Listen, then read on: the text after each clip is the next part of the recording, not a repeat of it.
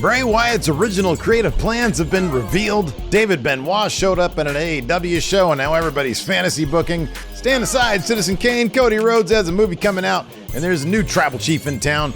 All on today's Wrestle Juice. Hey friendos, welcome back to Wrestle Juice. So there's a lot been going on in sort of the social media wrestling sphere over the past couple days, and I thought it'd be fun. I do this every once in a while to take a look at what's out there and talk about it, give you guys my takes, and then ask you what you guys think about that. And of course, you can leave that info in the comments below. First up, Fightful Select had some information, some backstage news, if you will, about creative plans for Bray Wyatt and Eric Young. Of course, Eric Young very recently is reported by Fightful Select that he had said goodbye to the WWE. He had requested his release apparently back in the spring, served out his 90-day no-compete, and then landed in Impact for Slammiversary. But there was some reporting that he was factored to be into some plans for Bray Wyatt, who is also out these days with some sort of undisclosed illness. Apparently, there was also supposed to be back in 2019, according to the same Fightful Select report, some sort of Bray Wyatt faction where his puppets, as you can see in this picture right here, sort of came to life. Apparently, Mike Bennett was involved with that, and Eric Young. Eric Young eventually came back to the company, but then he wanted out because he didn't want to work with Vince McMahon. He was like, yeah, no, Vince is back. I'm out of here on apparently moral grounds for some reason. But yeah, apparently he's supposed to be Bray Wyatt, Bo Dallas, and Eric Young as sort of this new, Bo Dallas is doing the Uncle Howdy thing. And who knows what Eric Young would have been playing, what his character would have been, or if it would have just been Eric Young. I sort of seem to remember that Nikki Cross had been teasing the return of Sanity. So maybe, and this is my speculation, just maybe the idea would have been you put Bray Wyatt with Sanity and maybe you got something there. I think that would actually be a really, really interesting pairing. Of course, also Alexa Bliss was rumored to be working with Bray Wyatt as well. Had she not been pregnant, had he not been out, and who knows, maybe we've gotten some sort of like larger Wyatt family, or it was Bray / The Fiend, or Bray plus The Fiend plus Eric Young and Sanity and Alexa Bliss. I think that could have been kind of interesting.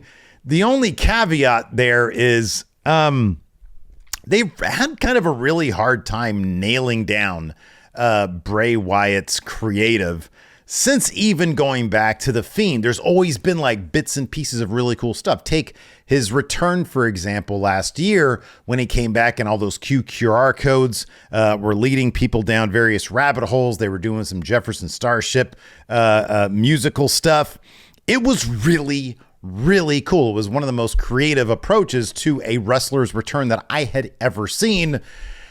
And then that all led to just like an LA Knight feud where they did like a Mountain Dew match, which I get the feeling that if you're going to do Bray Wyatt these days, you need like a plan, like a plan that'll lead you for like, 6 months at a time or something, because it just doesn't work otherwise. That much is obvious at this point. I don't know, and nobody really knows what the Bray Wyatt current issue is, what kind of illness that he's dealing with, or what the situation is. I hope that the guy's okay. I really like his creativity. I thought he was always one of the more unique characters in wrestling, but there is always that problem where like either whether it was with Vince or now maybe with Triple H, sticking the landing really has never been something that Bray Wyatt and his creative around him has been able to do, which is a shame. I think he's a really interesting guy. Next up, David Benoit showed up at Collision.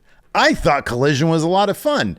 We had a Ricky Starks heel turn. We had CM Punk losing to Ricky Starks. Ricky Starks absconding off with the Owen Trophy when Jushin Liger was out there. He just grabs it and runs away.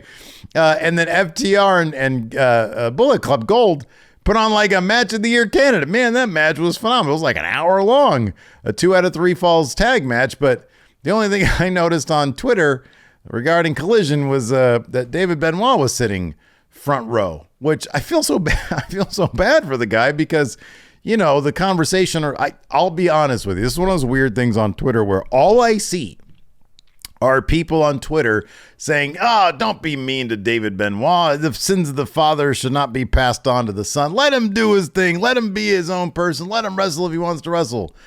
And then I didn't actually see anybody criticizing the guy. It was all just people coming to the defense of him over some imaginary criticism that I honestly didn't see. Maybe it's bots. Maybe I just didn't get exposed to it and it was there.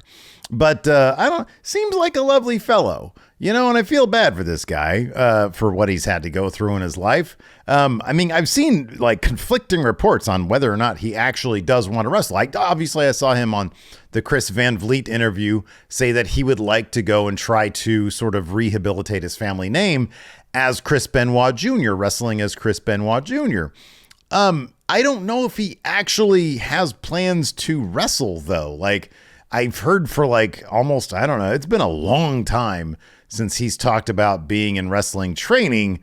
And it just maybe kind of feels like the kind of thing, it's like me in comic books, it's like a long time ago, I tried to do them as a profession and I sort of failed at it. And then these days I'm like, man, I'd like to get back into that, but I don't have the time for that. Maybe he's just got a full life. Maybe his job is like taking him away from doing the wrestling thing. And maybe he's just like, I don't really want to do this. I don't know if I'm going to get booked anywhere. I guarantee you though, and I'm sorry, but like, there are promotions out there that would totally book Chris Benoit Jr. They would totally do that. I think it's actually I think it'd be a really cool sort of redemption story for, the guy, for David Benoit, to do that. I think that'd be kind of neat. And I'm sure there are promotions out there who would totally book him. WWE is probably not one of them, but I'm sure AEW probably would, and pretty much everybody else down the line. So, if he wanted to wrestle and he actually, had appropriate amount of training, but like, I think the guy's been talking about training for like almost 10 years now. And it doesn't take that long to train for wrestling. It might take me that long to train for wrestling, but I'm old and I'm not particularly athletic. But he seems like a sweet guy. I thought it was a nice moment between him and CM Punk, hugging at ringside or whatever it was. So I thought that was pretty cool. Also pretty cool, Cody Rhodes is getting a documentary, a 2-hour documentary, according to this tweet here from WrestleOps. It says the Cody Rhodes documentary, Becoming Cody Rhodes, American Nightmare, will be 2 hours in length, narrated by Heels and Green Arrow's Stephen Amell, and produced by the WWE. Oh boy, I can't wait for this. Is going to be amazing. Oh, I'm going to get popcorn. I'll get a long boy chicken sandwich from Burger King. Oh man, I'm going to sit there for 2 hours just happy as a clam. This is going to be great. Can't wait for that one. That's all I got to say about that. Am I going to do a review of it? I don't know. Maybe. Probably not. I just want to watch it and enjoy it. Can you just let me do that? Another guy who wants to enjoy wrestling, Nick Aldis. Apparently he's done. He's done with the Impact Wrestling, which he was not there for a very long time. And now, apparently, WWE wants Nick Aldis. But according to this Wrestle Purist thing, according to PW Insider, and it was just tweeted by Wrestle Purist, it says his name has been discussed internally as a potential producer in recent weeks. What the fuck? Producer? Look at the size of that man. Bring him in as a wrestler. I saw this tweet also from Sean Ross Sapp, who was like, he should be talked about as a wrestler. And I agree with that. You know how they do those pull-apart brawls there in WWE? A couple of wrestlers get into it, and so they bring in all the producers out to pull them apart. Could you imagine how ridiculous it would be? It's one thing if it's like Kenny Dykstra doing it, but like if it's another thing if it's Nick Aldis who comes out there in this 3-piece suit looking immaculate. He comes out there, he's probably going to be bigger than both the guys, going at it. It's like add him to whatever feud he's trying to break up. No, at least try him out as a wrestler. Remember him and Cody can revisit something. Remember him and Cody's match for the NWA title at NWA, what was it, 75? Something like that? I don't know what it was. It was awesome though. Man, that guy can still go. Screw being a producer.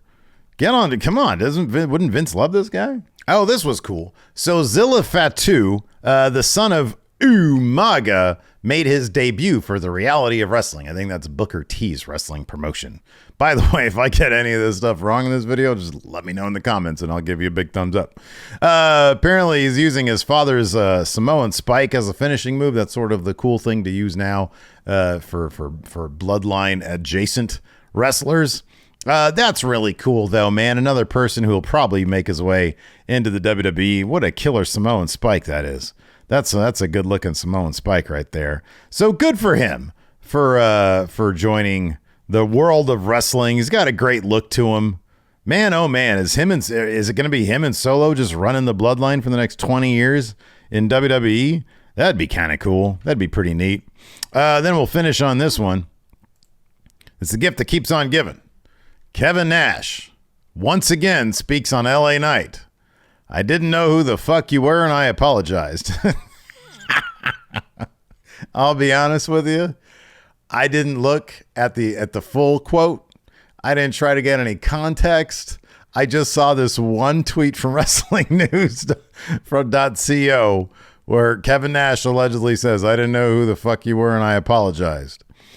At this point, Kevin Nash kind of feel like at least a little bit of an asshole because LA Knight is getting the biggest reactions in WWE outside of like maybe Cody Rhodes. But other than that, it's LA Knight. It's his game and Kevin Nash just has to deal with it.